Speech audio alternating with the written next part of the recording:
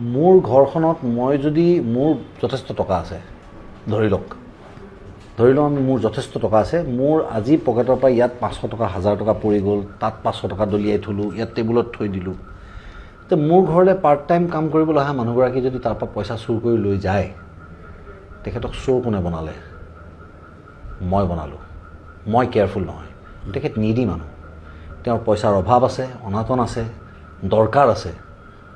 গতিকে তেওঁ মোৰ পৰা পইচা কেইটামান উঠাই লৈ যোৱাটো তেওঁক যে লোভ লগালোঁ মই সেইটোত মই সমান্তৰালভাৱে দুখী মগনীয়া এজনক বাটত একো নকৰাকৈ কথা নাই বতৰা নাই মই ভগৱান বিশ্বাসী মানুহৰ কাৰণে দান কৰিব লাগে বুলিয়ে তেওঁক 20 টকা মই দি থাকিলে তেওঁক আজীৱন মই ভিখাৰী বনাই পেলালোঁ কৰ্মদক্ষতা তেওঁৰ আৰু কোনোদিন ওপৰলৈ আহিবলৈ সুবিধা নাপায়গৈ ঠিক তেনেকৈ বিনামূলীয়া দিয়া কোনো বস্তুৱেই ভাল নহয় বিনামূলীয়া মানেই এজন মানুহক ডিপেণ্ডেণ্ট কৰি পেলোৱা গতিকে সেইটো কৰাৰ ফলত আজি এনেই আমাৰ তাত খেতি বাতি থকা ল'ৰা এটাও গৈ পেলাই হায়দৰাবাদত সিকিউৰিটি গাৰ্ডৰ কাম কৰি বেছি সুখী কাৰণ কাম কৰি থকা সময় আহিলে কোনোবা এটা থিয় হৈ এনেকৈ দিব লাগে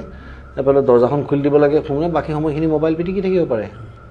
কিন্তু সেই একেটা খেতি যদি কালি ৰিলায়েন্সে কৰোঁ বুলি কয় তাত কিন্তু টাই মাৰি তেওঁলোকে পথাৰত হাল মাৰিব যাব কিন্তু